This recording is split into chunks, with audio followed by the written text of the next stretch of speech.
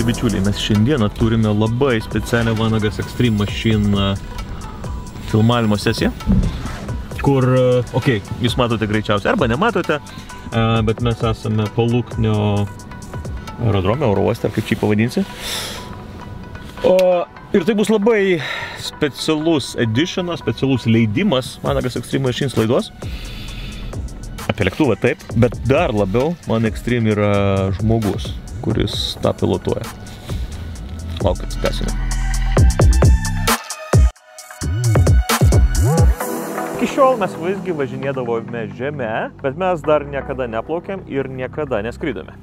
Šiandieną yra ta diena, aš tiesą pasakius nesu tikras, ar aš esu labai dėl jos laimingas, bet paskui sužinosite kodėl. Šiandieną Vanagas Extreme Machines rubrikoje yra Jak 52, tai yra sportinis, mokomasis, akrobatinis lėktuvas. Ir šiandieną sutarkime vieną paprastą dalyką. Šiandieną mes šiek tiek keisime formatą laidos ir įprastai aš pasakoju apie tam tikrą techniką, bet šios technikos aš tikrai labai gerai neišmanau. Ir tiesą pasakius, šios dienos rubrika bus daugiau net ne apie lėktuvą, kuris yra tikrai ekstremalus, bet apie vieną žmogų, kuris mano manimu yra tikrasis Vanagas Extreme Machines rubrikos veikėjas. Susipažinkite, gerbiamasis Jurgis Kairys.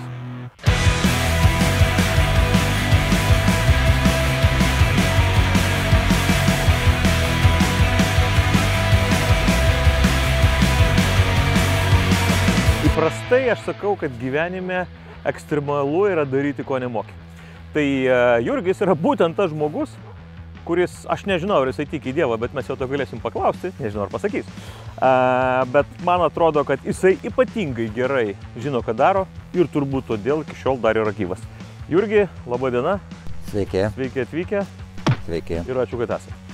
Taigi, Jurgis Kairys. Kaip Jurgis sakė, ir bandits iš kokio kaimo? Iš Beržės. Beržės kaimo. Taip. Supratau, nu va. Tai jeigu kalbant apie patį lėktuvą, aš suprantu, kad Jak 52, jo pirmtakas buvo turbūt Jak 50. Ne, nu, sakykime, visa istorija tai yra akrobatinių skrydžių istorija. Prasidėjusi kažkada, jeigu kalbėti apie tokius lėktuvus, tai jie yra prasidėję kažkur tai nuo tada, kada padarė kažkas pirmas kilpą, kažkas tai padarė ten pirmą suktuką, kada lakūnai užsimušinėjo, kada nežinojo, kodėl tas atsitinka, kodėl lėktuvas neklauso nieko. Bet aerodinamiškai viskas yra logiška. Ir tą, ką mes darysim, aš sakyčiau, kad tai yra jau nebe tie laikai. Jau viskas yra iš daugelių atvejų išsistudijuota ir, sakykime, kokios tai tos figūros, kurios yra dabar, kurios egzistuoja, sakykime, ten unlimited kategorijos figūros, va, sakykime, tai jau yra kiti truputėlį lėktuvai negu mokomasis lėktuvas.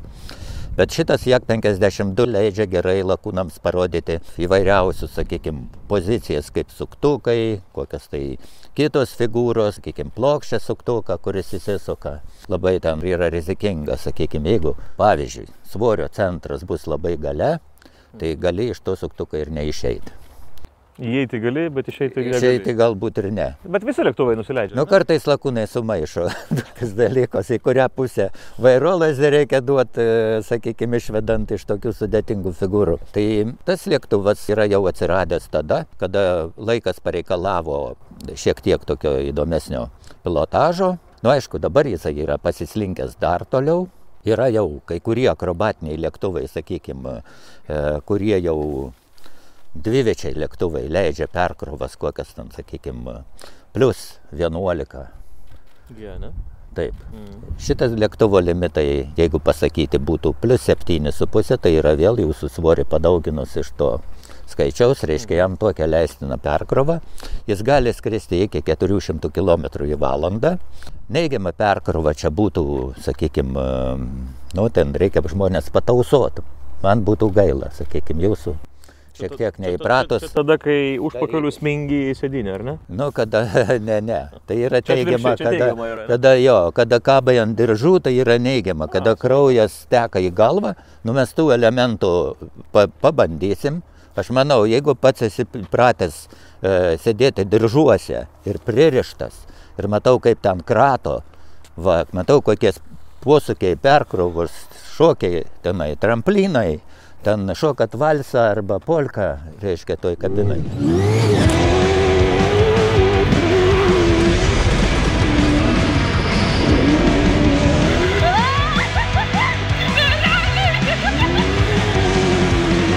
Čia manau, kad bus kažkas panašaus, bet gal truputėlį ir kitaip. Gerai, tvarkoju. Tai dabar truputėlį apie Jak 52. Kadangi visgi kažką turime apie lėktuvą pasakyti, tai kiek aš suprantu, Jak 52 vadinasi, tai yra Andrėjus Jakovlevas, ar ne? Jakovlevo konstrukcija. Konstrukcija, kuris projektavo. Jis buvo gaminamas nuo 78 iki 98 metų, vadinasi 20 metų gamino šituos lėktuvus, jūs surinkinėjo Rusijoje ir Rumunijoje. Šitas yra rumuniškas, ar ne? Čia yra naujesnis jau metų, ta prasme jisai buvo jau gaminamas ir pagal patentą buvo gaminamas rumunų Bakau gamykloje. Va, tai bet kita, visi brėžiniai, visa kita yra būtent Jakovlevo.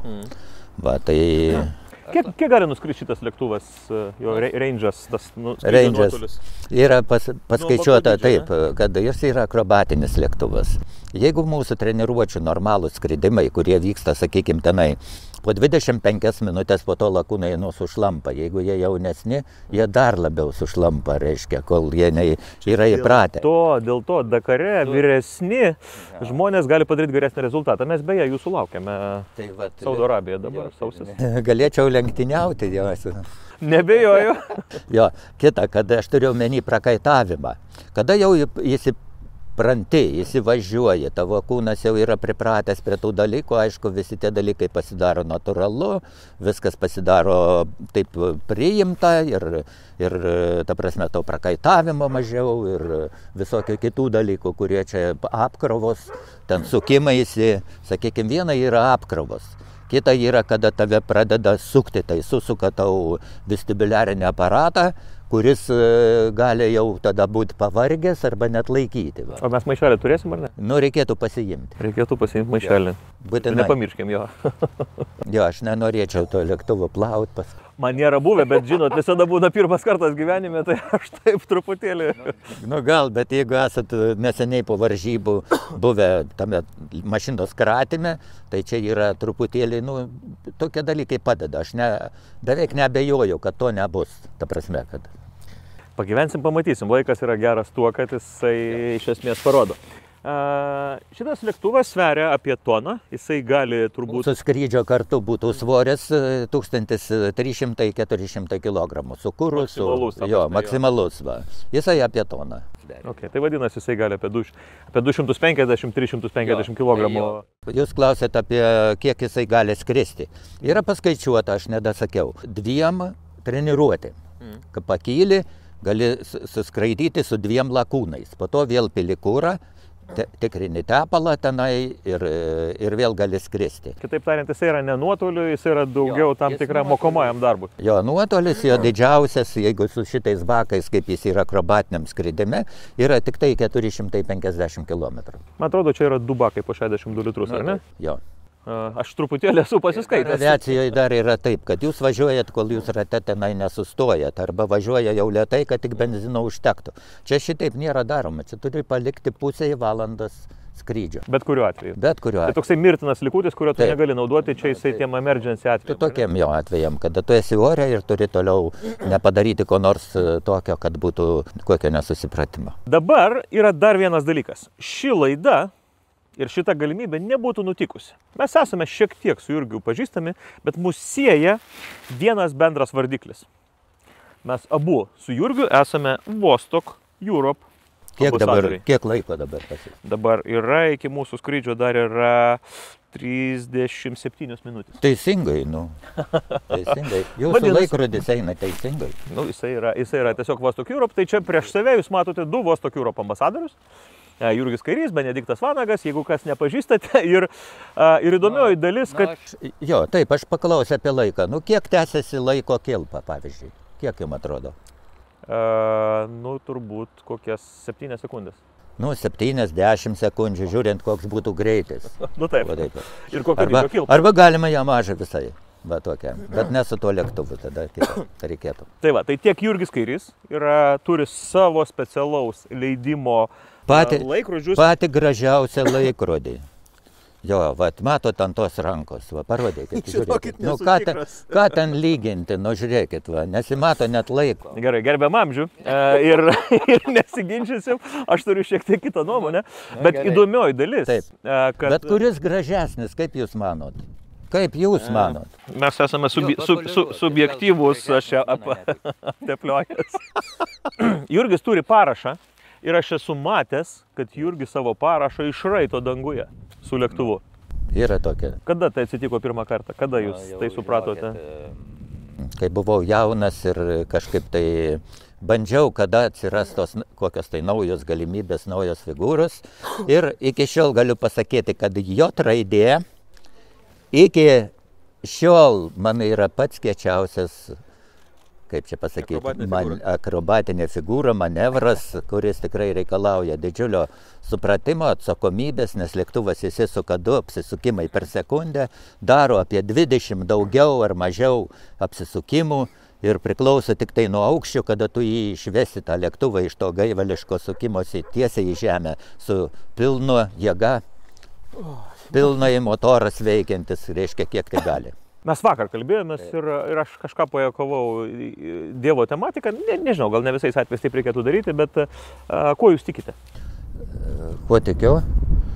Sekantis klausimas. Aš jeigu apie tai, kad apie lėktuvą, tai būtų varžtas, sakykime. Reikia žinoti, kokio jis metalo, kiek jisai krūvių gali atlaikyti, kiek jisai turi kokio kietumo, koks jis yra lūžtantis, ar metalas yra plastiškas, sakykime, kiek sriegių reikia užsukti, kokio jėga reikia užsukti, ką daryti, kad neatsisuktų, kaip reikia užplintuoti ir visa kita.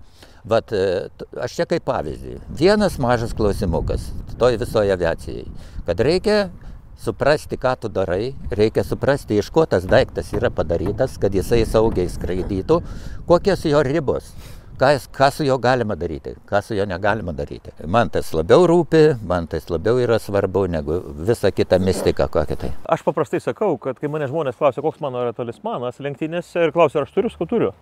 Tai yra pasiruošimas. Ar jūs?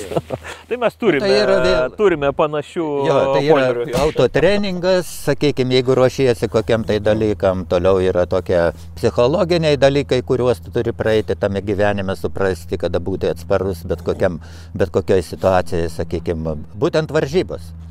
Sakykime, kita. Yra specifika tokia, nežinau, ne visiems yra duota 1, 2, 3 vieta, va. Aš tam gyvenime užsiduodavau tos klausimus, bet aš vis tik radau jų atsakymus.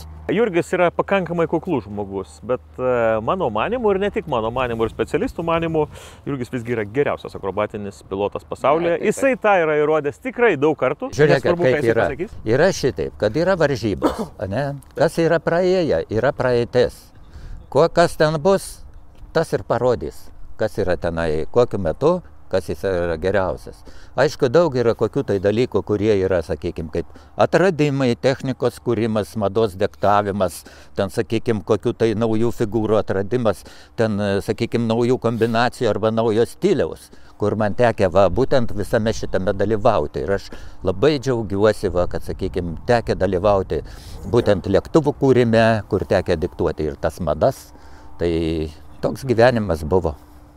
Kiek aš žinau, yra lėktuvas, kuris yra pavadintas Juka ir tai yra Jurgis Kairys. Kita, kad tų lėktuvų istorijos, jos kaip ir pradėjom nuo tų konstrukcijų akrobatinių lėktuvų, kad jos vystosi, jos niekada nesustoja. Dabartiniu laiku jau yra galbūt atsiradę lėktuvai, kurie yra dar šiek tiek pažengę, sakykime, tai leidžia. Naujos medžiagos, kokios ten, sakykime, kompozitinės medžiagos, kurios yra aukščiausių technologijų, sakykime, naudojant. Viskas. Ir tą padaro konstrukciją labai tokią atsparę, lengvą ir tvirtą, ištvermingą. Mūsų atveju labai svarbu, kad būtų ištverminga konstrukcija, nes valandos jos kiekviena apkrovimas, kiekvienas krūvis duoda visai šitai konstrukcijai pavargimą tenai, nu ir taip toliau. Ir galų gale kažkas tai gali lūžti. Vienas techninis faktas, originaliame Jak 52 būdavo medinis sraigtas, kuris buvo padengtas turbūt stiklo pluoštu. Ir medinis jisai būdavo naudojamas todėl, kad medis nors yra silpnesnė medžiaga negu metalas, bet metalas per laiką, per dinaminį veikimą jisai patiria nuovargį ir tokiu atveju jisai gali lūžti. Tai pradžioje buvo naudojami šituose lėktuvuose. Gal net nežinau, gal net ir iki šiol yra naudojami mediniai su stiklo pluoštu. Kiek žinau, šis lėktuvas turi kitokį variklį ir kitokį sraigtą.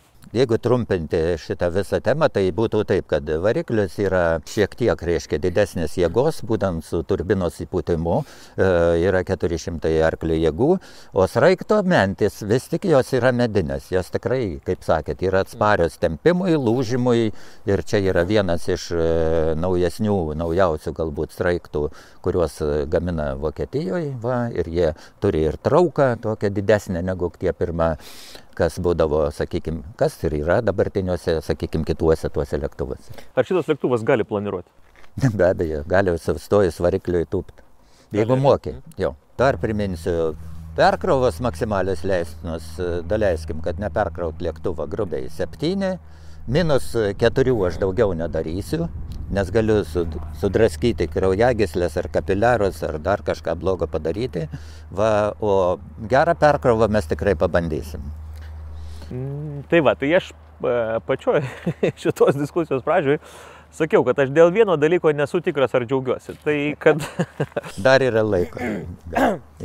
Kai man būna tokie kartais niuansai, kad paprastai būna, kad aš pasikviečiu mūsų partnerius arba tam tikrus fanus, žmonės, kuriems sakau, žiūrėkit, galite išbandyti šturmano sėdynę automobilį ir jie prieš važiuojant sako, aš galiu gal pats pravažiuoti. Nu, sakau, žiūrėkit, jūs gal ne iki galo suprantat, bet sakau, aš jums duosiu pavyzdį. Jeigu čia būtų Jurgis Kairys, sakau, ar jūs paklaustumėt jo, ar galiu paimti lėktuvą, praskrisiu čia truputėlį. Nu, sakau, ne, bet nemoku. Tai žinokit, lenktyninis automobilis yra kaip lenktyninis lėktuvas. Tai yra labai speciali technika ir, reikia tikrai specialių įgūdžių, norint juos valdyti. Nu, bet turi vairą, jo. Automobilis. Automobilis turi vairą, čia irgi... Ir ratus turi. Jo. Turi ir ratus. Taip, jo, ir toliau, bet propelerių neturi. Ne, ventiliatorių mes turim. Ventiliatorių turi gerai.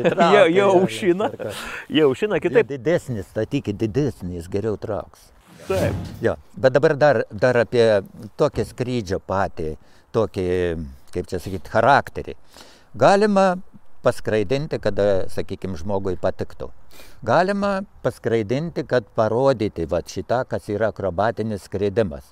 Nu ir galima tikrai, kad, sakykime, kaip ir tokia atveju, kada atėjo superinis asas, kuris moka važiuoti su mašina, su bet kokia ten. Ir sakykime, aš taip manau, kad pripratę prie šitų visų tų tokių judesių, tokių trankimusi mašinoje ir perkrovų, nu tai jau manau, kad galima ir pabandyti šitą. Aš tiesą pasakius, esu skraidęs lėktuvais, lėktuvėliais įvairiai, bet visada taip vykdavo horizontalus kritimas ir bet kuris, net toksai pažemėjimas man iš esmės sukeldavo. Nu mes kuo mažiau šito elemento naudosim, jo, to tiesaus skrydžio. Nu va, tai taip žodžiu ir gyvenam. Jo, dabar gyvenimas prasideda ore. Reklaminė pertraukėlė. Jūs visi puikiai žinote Trello. Aš juos vadinu vyčiais užkariaujančiais Europą. Trello tai yra sunkvežimių ir puspriegubų servisų tinklas, veikiantis visoje Europoje. Šiuo metu jie turi net 6 skirtingus servisus skirtingose Europos šalyse. Jie nuolatos ieško kolegų, tai yra automobilių technikų, autoelektrikų, priėmėjų ir taip toliau. Aš tikrai rekomenduoju Trello kaip darbdavi, tai yra tikrai naujoviškas kitoks požiūris į kolegą ir į darbuotoją. Nepulsiu vardinti privalumų, bet tikrai žinau vieną dalyką, kad darbas pas juos vyksta be streso. Apsilankykite trello.eu, pasirinkite lietuvių kalbą arba angliškai skiltį karjera ir tenai jūsų lauks labai įdomus darbo pasiūlymai. Nuolat.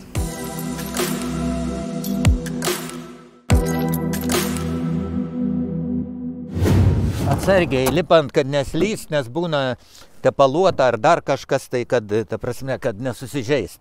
Laikantis visą laiką į bortą. Jo, tai dabar į kabiną galite į parašutą tiesiai dėti koją, lipt į parašutą. Parašiuta, tai čia yra dar kažkokia skylė, mane? Nieko, dėkit. Aha. Nu va, taip. Tai yra parašutas, yra kabina antra. Pirma kabina būna lakūnas arba jau kada studentas moka ir turi tam teises skrist. Tai čia ne apie mane? Nu, va. Dar ne. Kol kas mes jūs tik supažindinsim su skrydžiu. Galiu sėstis, ar ne? Jo. Galit. Šiaip tai šitas bus Diržo rajone. Nėra gera vieta. Gerai. Jo. Manau, kad tai telefoną aš palieku tada. Nes pašalinių daiktų. Selfio nepadarysiu. Atsisėdat užpakalį iki pat galo, kiek išeina. Tai čia tas pats kaip pas mus? Jo. Dabar kojas galit laikyti po diržais. Taip. Po diržo. Pakiškit po diržais ir ant pedalų. Dirželiai ten yra. Aha. Po diržais. Ai, ta prasme, įkišti į vidų, ar ne? Taip. Oho, čia kaip senovinės Tai lydės. va ir taip ir laikykit visą skrydį. Jo, čia taip yra. Jie judės, ar? Kojos neišlėktų per kabiną lauk. Aš tikiuosi, kad jūs juokaujat. Nu gerai. Nu, tam ir yra diržai. Nu taip. Iš pradžių pasimokinam uždaryti kabiną. Va yra dvi vietos šita, bet su šita galit visada pasiekti, jeigu kartais ir ore atsidarytų, nieko baisaus. Esat pririštas su diržais. Taip. Ir tada su ranka paimat už to bumbulo, vedat į čia. Ir kita yra dvi skylutės, matot, va čia va. Taip, fiksavimo jo. Ir uždarom. Ten anos nėra, tik vienoj pusėj. Jo, užspaudžiam žemyn, reiškia kabina uždaryta. Taip. Dabar jeigu pakeliat į viršų, va, kabina atidaryta. Dabar toliau yra parašutas. Parašutas, va, jos. Taip, parašutas turi žiedą. Jis dabar galėtum iššokti, bet jeigu iššoksi, reikia žiedą ištraukti, kad jis įsiskleistų. Jis neturi automato šitas. Ir ne kabinoj ištraukti, o reikėtų ištraukti iššokus. Toliau yra diržai. Va, diržai yra, vėl susikryžiuoja per jūsų kūno dalis. Dabar eina žiedu, va, teisingai. Dabar kitas ten yra. Va, tai, jo. Jo, va šičia, dar neskubėkim. Taip. Jo, šitas dabar būtų. Va, aš tą paimsiu į vidų, kad nenuslystų. Va, ir šitas va būtų. Ir tada šeimų turbūt saugiklį šitą, Jo, ne? saugiklį ir tą saugiklį užkišam va šitaip. Akrobatiniam lėktuve, kaip ir sportiniam automobilyje, tu turi prisiveršti taip stipriai, kad iš esmės kūnas negalėtų judėti. Jo. Gerai, čia šitas reikalas, okei. Dar iššokimo procedūra būtų tokia. Viena, kad atidarom kabiną, traukiam už šito su ranka. Taip. Toliau traukiam diržą, bet netraukiam. Jo. Ištraukiam už to žiedo pilnai, iššokam lauk. Ir tada yra šitas. Taip. Ir šitą, jo. Čia radialinis variklis, viskas čia yra absoliut normalu. Yra treniruoti, yra šitą sukti sraigtą. Kai skrendu lėktuvu, niekada nepergyvenu, nes nesvarbu, kas būtų, suprantu, kad tai nuo manęs nepriklauso. Tai čia vienas iš tų atvejų. Geroji dalis, kad vienas geriausių pasaulio pilotų yra draugė su manimi. Tikiu ir žinau, kad jis yra išmintingas. Nu, aš pasižiūrėsiu, kaip veikia mano organizmas. Ir, kaip ir minėjau, nesu skraidęs akrobatiniu lėktuvu. Ir pirma, bet kokia figūra tai bus draugė su Jurgiu. Tai sudie protelį.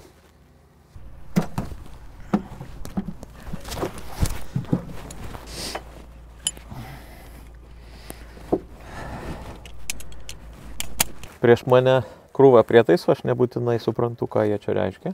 Svarbiausia, kad Jurgis gali. Vienas yra aukščio prietaisas, kurį man paaiškino. Taip, maišelis yra čia, jeigu man netyčia prireiktų. Neramu man, laukiu, kada ta istorija baigsis. Dažniausiai, kai tenka nuveikti kažką ekstremalaus. Ekstremalaus man tai reiškia, kad to, ko aš nesuprantu ar nemoku, tai sakau, okei, šalia manęs yra geriausi specialistai. Jie mane prainstruktavo, aš žinau, ką reikia daryti. Mažai žinau, bet turbūt tuose pagrindinėse situacijose, kada reikia žinoti. O visą kitą atiduodu save į kitas rankas. Nu, čia dabar nuo manęs labai daug nepriklauso. Sudarom langą. Liuką, kaip jisai čia vadinasi.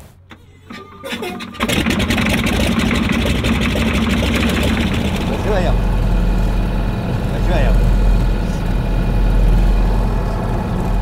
Bičiuliai, norėčiau keletą sekundžių jūsų dėmesio.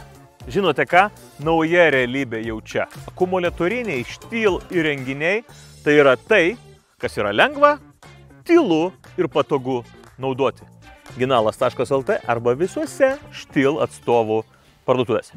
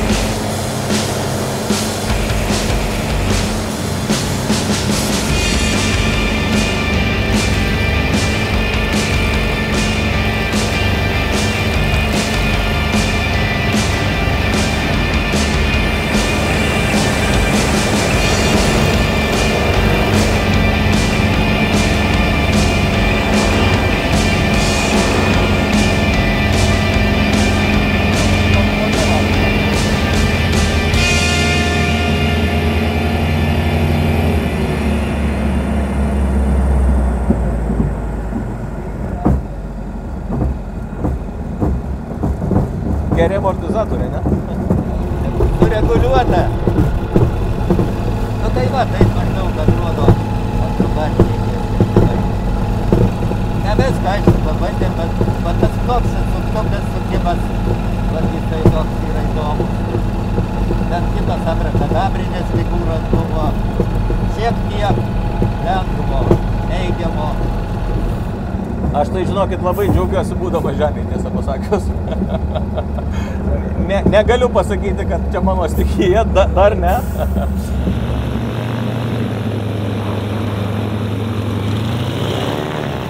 Nu, viskas gerai. Nu, ką aš jums galiu pasakyti? Dar truputį ir būtume turėję gerų vaizdų. Pačių geriausių. Tai čia, kaip sakant, didvyrio turbūt vaidinti nereikia, bet jo, yra specifika. Jo, toksai, tai pas mane vaikšto viskas dabar, čia kažkur jaučiu, kad dar ne, bet netoli. Jurgis galėjo padaryti, kad aš būčiau labai neorus. Aš dar nesu tikras, ar aš neįsiu pasivaikščioti. Nu ką. Aš tai...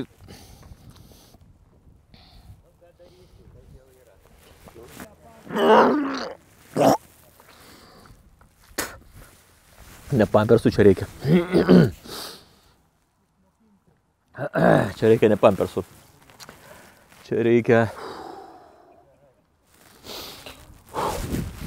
Gyvensiu, viskas gerai. Nu ką, galima būtų sakyti, kad viskas gerai. Kas gerai baigėsi. Turėjau aš čia tokių nelabai orių, ką tik tai pabuvimo prie dar žolės. Susipažinau, bet turbūt pabaigai yra keletas turbūt tokių dalykų. Mes naudojame po komandoje tokį posakį, kad negražūs lėktuvai neskrenda. Aš visą laiką nežinojau, ar tai yra Jakobulevas ar Tupoljevas, bet panašu, kad tai buvo Tupoljevo žodžiai, tai ne šito lėktuvo kūrėjai. O šiaip Vanagas Extreme Machines tikrai buvo ekstremali mano organizmui. Ačiū Jurgi. Ir nebandykite to patys daryti. Nu kodėl? Visi nieko, žinokit, čia yra tik tai noro laiko klausimas. Galima paskraidinti, kad patiktų, galima parodyti šiek tiek, kas yra pilotažas ir galima, truputį pakankinti, sakykim. Bet gerai, kai lakūnas pasako, kai jau jam, tai yra keleivis, kai jau jam užtenka ir panašiai mes tą ir padarėm.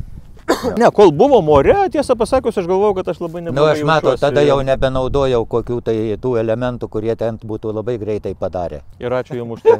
Ir ačiū Jums už tai. Jau ne, ta prasme, nes ant žemės tą daryti yra, žinokit, gerokai patogiau. Ne, tai ne ta tema. Tiek to pilotažas buvo perkrovos, va dabar, sakykim, galima pažiūrėti, kokia perkrova buvo. Mes buvom greičiuose iki 390 km kažkur į valandą. Jaučiau. Jo, buvom gana tokiuose perkrovose, bet neigiamų perkrovų didelių tikrai nebuvo. Čia rodo šitas, sakykime, šičia rodo 6,7. Tai mes net 7 neturėjom. 6,7, tai grubiai. Jo, padauginkit iš savo svorio, tada kokią masę jūs sėdėjot kėdėj. Oi, tai va. Bet žinokit, ant žemės vis tiek yra truputį neblogiau. Ne, žemė yra gyvenimas, o ore yra džiaugsmas. Supratau, žodžiu, galit vadinti kaip norit. Vanagas Extreme Machines, ačiū, kad esate. Ir... O kad aš būčiau Vanagas, aš galėčiau taip skraidyti. Ačiū Jums.